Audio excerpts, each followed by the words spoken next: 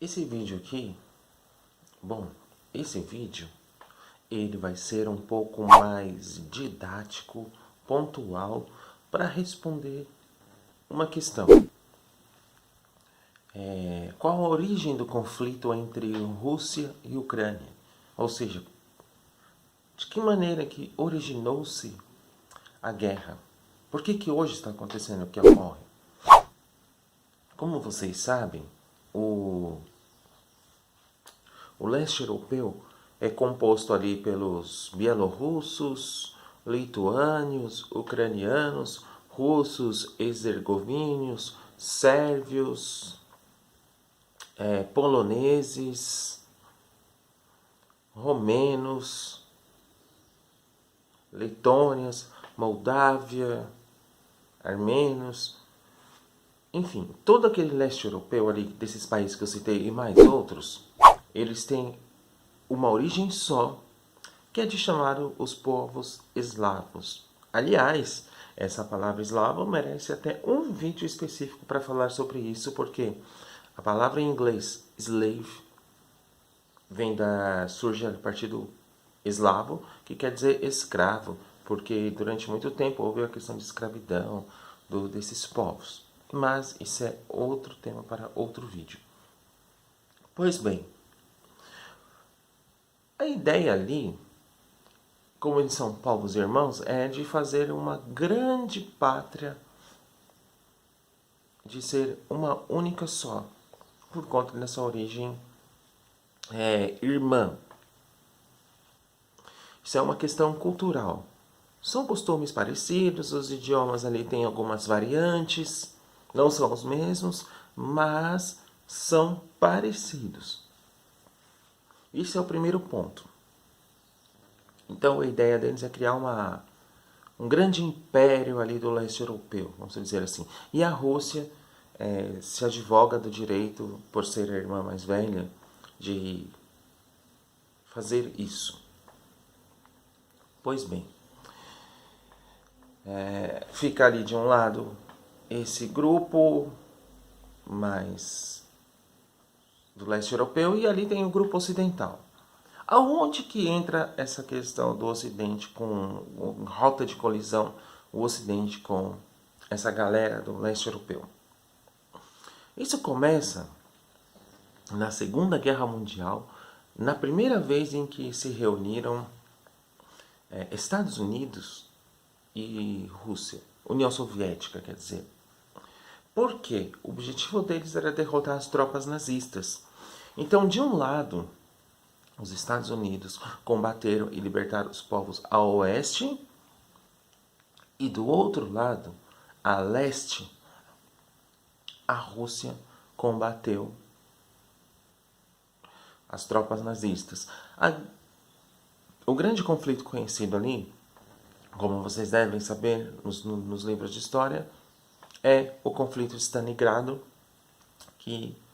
cujo resultado foi mais de 2 a 3 milhões de mortos. Foi um dos conflitos mais sangrentos existentes.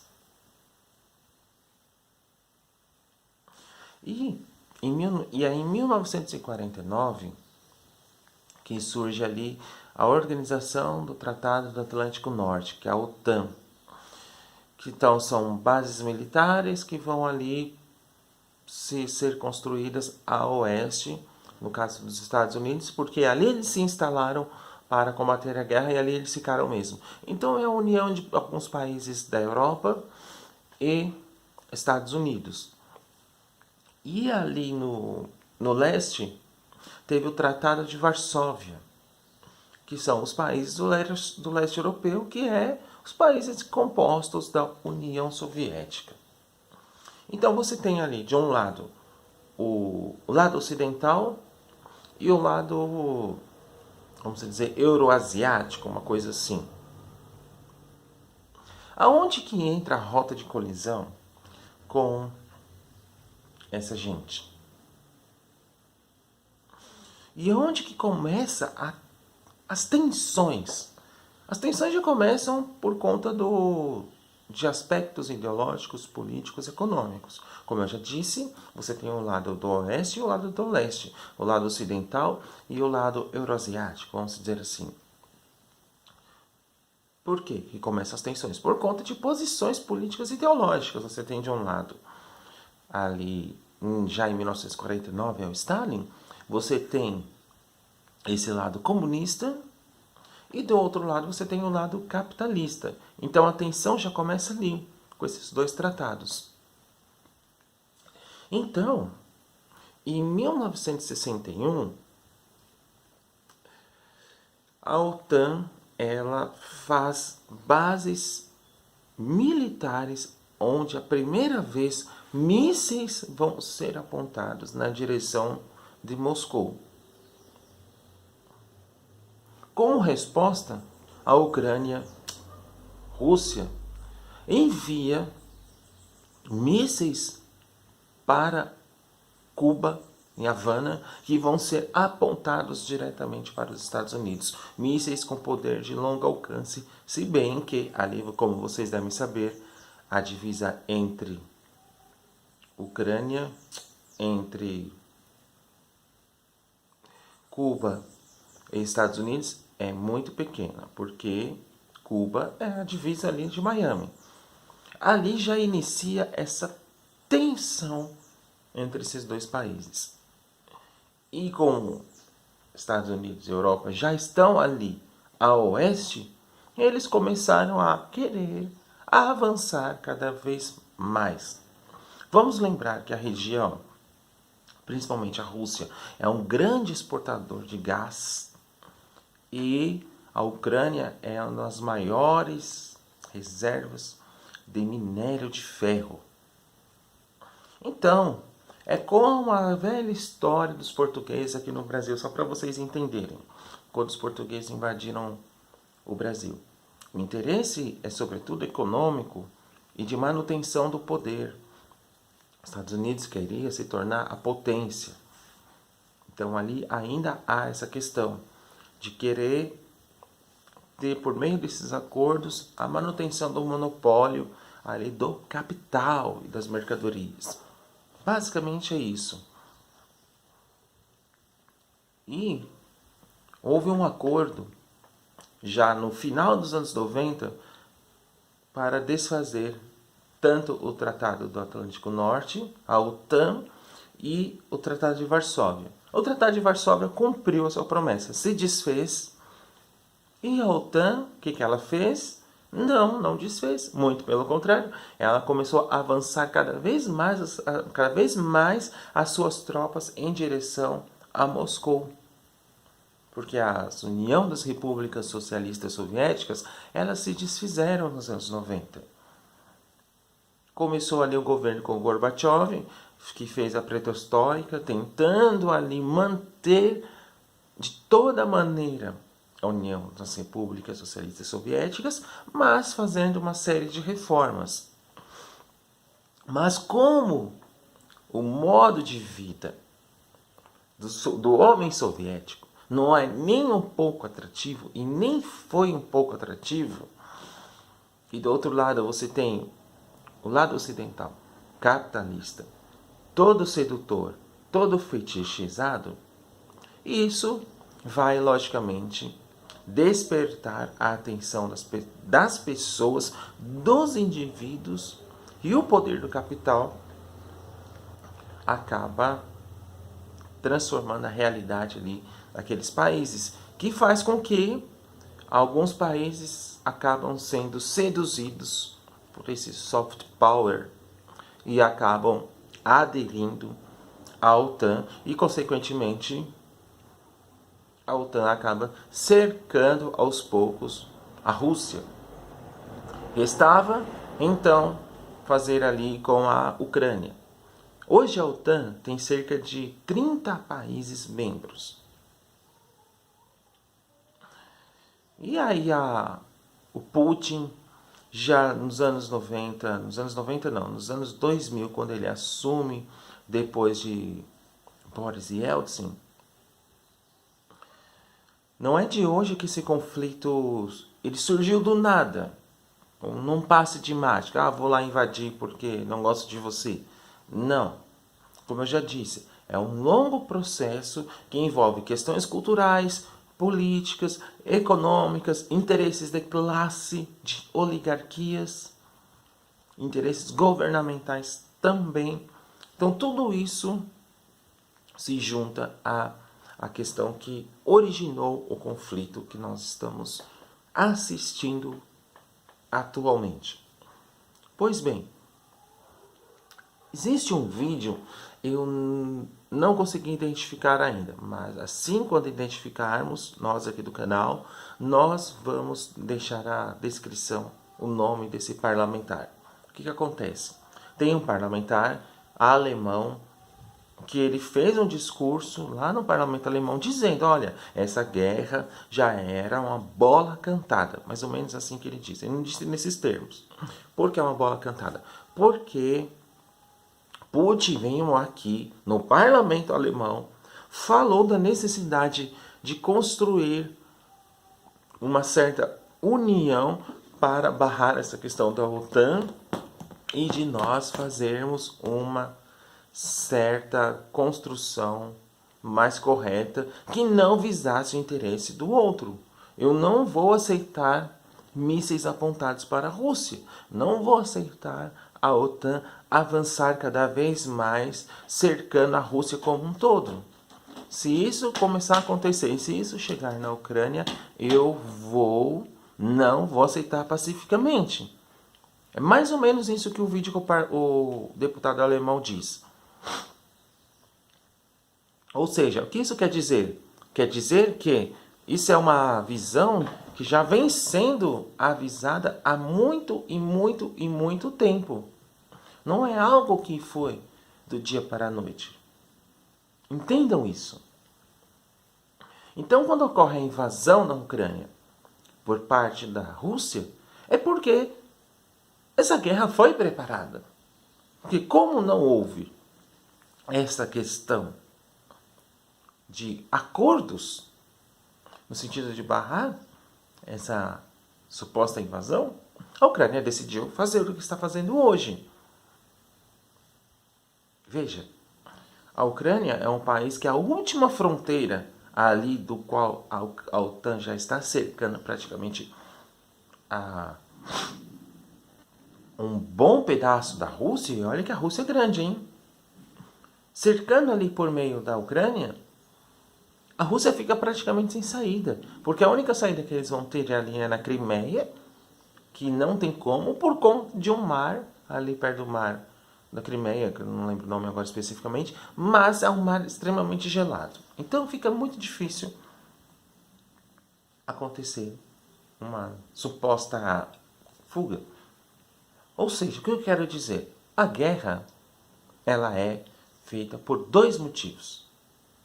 Dinheiro e poder. Única e simplesmente. Ou seja, para falar numa linguagem mais capital, é um conflito de classe e busca de capital. O capital, ele se expande. Hoje a gente sabe que o capital não tem pátria, ele é internacionalizado, ainda mais com o capital financeiro. Mas na Rússia existe uma particularidade. O Putin, ele quer fazer uma espécie de grande Rússia, e a geopolítica, a organização geográfica daqueles países do leste europeu, ele quer manter como se fosse a estrutura da União Soviética. Eu não estou falando da estrutura política e econômica, eu estou falando dos posicionamentos estratégicos, militares, geográficos ali. É exatamente essa manutenção que ele quer fazer. Pois bem, fazendo essa estrutura, essa organização dessa grande Rússia, de um capitalismo e de um Estado, o que eu acho bem difícil, dado as condições do capital hoje financiarizado em meio à onda neoliberal. Mas, como vocês sabem, quando se desfez a União Soviética, começou ali com Gorbachev, que tentou segurar a todo modo por meio da perestroika e de outras reformas, mas mantendo a estrutura da União Soviética. Deu uma abertura, flexibilizou uma série de coisas. Como vocês já sabem, o período stalinista é o período mais sangrento, perseguição dos gulags. Aqui pega logo de gulag. prisão, censura, morte e ausência de liberdade. Ou seja, isso não é uma sociedade comunista. Então, o Yeltsin já era mais radical no aprofundamento das reformas. Mas ele não termina o mandato e um dos indicados, quem que é? Vladimir Putin. Está ali a figura. E ele assume, ele vence 3 meses depois. Pois bem, quem trouxe os Chicago Boys para a União Soviética? Ex-União Soviética, a Rússia. Foram esses agentes da KGB ali, que hoje são comandados por Putin, e outros agentes ali que estavam já inseridos na burocracia estatal da Rússia. Fizeram as reformas, venderam as estatais e eles mesmos compraram as estatais. Eu já falei isso em vídeo anterior. E com essa compra das estatais, surge ali uma das primeiras oligarquias russas. E essas oligarquias, que eu quero dizer, são grupos fechados, muito ricos, e com o advento do neoliberalismo financeirizado, entrou de sola na Rússia, o modo de vida do russo começou a mudar completamente, porque o seu costume começou a ficar mais ocidentalizado. Vocês sabem que o Capital tem uma categoria que o Marx desenvolveu brilhantemente no livro Capital, que é o fetiche da mercadoria. E isso, consequentemente, aconteceu tanto na Rússia, nos países da União Soviética e principalmente na Alemanha Oriental. Só para vocês terem uma ideia. Rock and roll, poder da liberdade individual, maio de 68.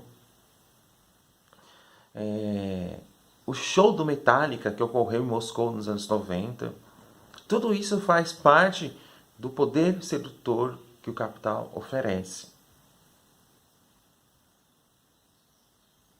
Então, ocorrendo isso, já nesses anos 90, Putin se mantém no poder e o objetivo, lembra que eu falei lá no começo do vídeo, que é criar uma grande comunidade russa, uma pátria grande, sei lá, algo nesse sentido? Isso entra justamente naquilo que o seu ideólogo defende, que é o Alexander Dugin. Que é o quê? Ele é um crítico do Ocidente, ele fala da questão da morte do indivíduo, porque é necessário criar uma grande comunidade onde esses indivíduos estão inseridos na comunidade e, consequentemente, a sua individualidade se dissolve. É um certo tradicionalismo. E é exatamente mais ou menos isso que está acontecendo na Rússia. É uma sociedade sem liberdade de expressão, como vocês estão vendo agora na guerra. É uma sociedade que prende. É uma sociedade comandada por oligarcas, que estão ali desde a época da União Soviética, de alguns stalinistas ainda, inclusive. É uma sociedade que está totalmente financeirizada, ou seja, o capital ele está espalhado em vários lugares. Não é à toa que uma das sanções econômicas que vem ocorrendo na Rússia é de você barrar, confiscar, vamos dizer assim, para falar no português mais claro, o dinheiro que está em bancos e em outras aplicações de ativos, como por exemplo na França. Quem aplicou dinheiro na França, em governo francês, em outras empresas, não consegue resgatar esse dinheiro. Por outro lado, a Rússia fez algumas sanções econômicas com esses países que também não conseguem resgatar o dinheiro que eles aplicaram na Rússia. Ou seja, isso é um belo exemplo de mostrar que como essas sanções elas não têm um efeito unicamente na Rússia. Ela vai afetar vários países, dada a característica central do capital hoje, que é sem pátria. Pois bem, feito tudo isso, já dá para você entender a origem do conflito na Rússia, né? É uma bola que já cantada, é um plano estratégico que já vem sendo realizado, elaborado há muito tempo, e que o Vladimir Putin já vem avisando. Existem algumas indicações que é interessante para a gente entender, porque aqui é um canal de formação filosófica, política e cultural. Então a gente deixa algumas indicações que consideramos importantes para você entender o atual conflito. Claro, você não vai entender o conflito como alguém que está lá na Rússia, um russo, um ucraniano. Porque existe uma coisa chamada o sujeito do lugar que está ali inserido na história. Como, por exemplo, isso não quer dizer que ele não vai entender, ele vai entender. Mas tem questões, particularidades que só, por exemplo, um brasileiro ele vai entender o Bolsonaro.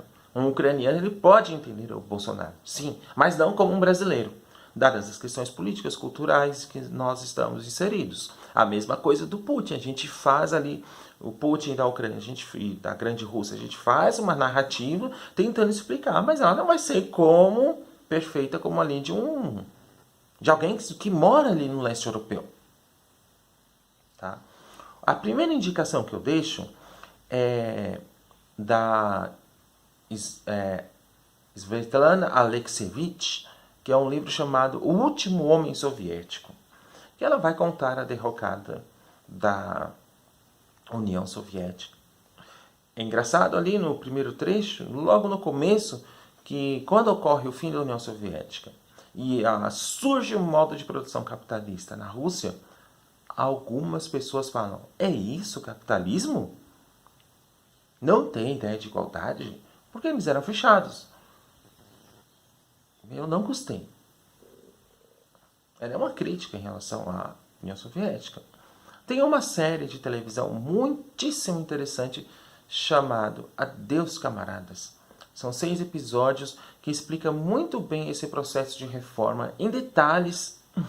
Como que isso começou a acontecer? Os golpes de Estado, por exemplo, que o Gorbachev sofreu por meio do seu vice-presidente e o apoio que o Boris Yeltsin deu ao Gorbachev, que eram certos inimigos políticos, e como que houve essa ascensão do Boris Yeltsin, o seu discurso emblemático em cima de um tanque de guerra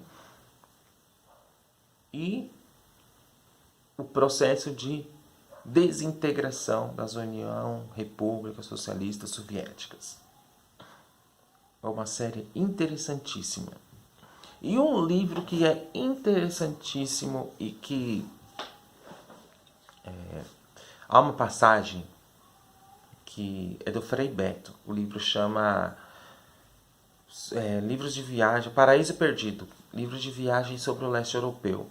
E ele vai fazer várias reflexões sobre Cuba, sobre China, sobre Vietnã, dos países ali socialistas. Quando ele fala sobre a Rússia, União Soviética ali no caso, que ele vai na Rússia e na Alemanha Oriental, ele fala, nossa, eu tenho medo, que ele já está percebendo que há uma certa desintegração, já está ocorrendo. Ele fala, isso aqui não vai se sustentar. Eu tenho medo que esse muro caia para o outro lado.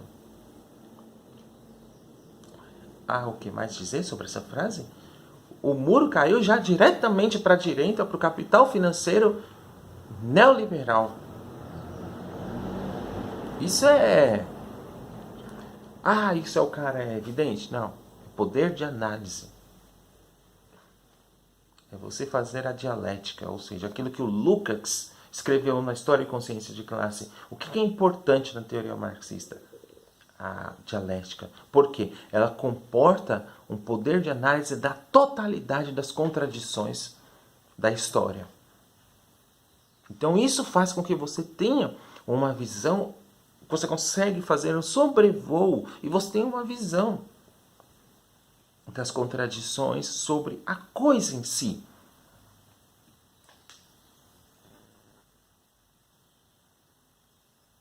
Deu para entender a origem do conflito? Eu fiz um texto bem resumido, assim, de uma página, para ser mais claro. O objetivo dele é ser claro, não é ser filosófico. Porque você pode ser filosófico e ser claro. Porque tem alguns filósofos que escrevem de uma maneira truncada que você não entende merda nenhuma. Qual é a origem do conflito na Ucrânia? E lá eu faço a pontuação do que eu fiz aqui no vídeo. Tá certo? Então, vá atrás dessas referências. Entenda a origem do conflito e por que começou esse conflito. Isso é de extrema importância. Você saber. Isso faz parte do processo de formação e politização nossa. E de você também. Tá certo? É isso. Até mais.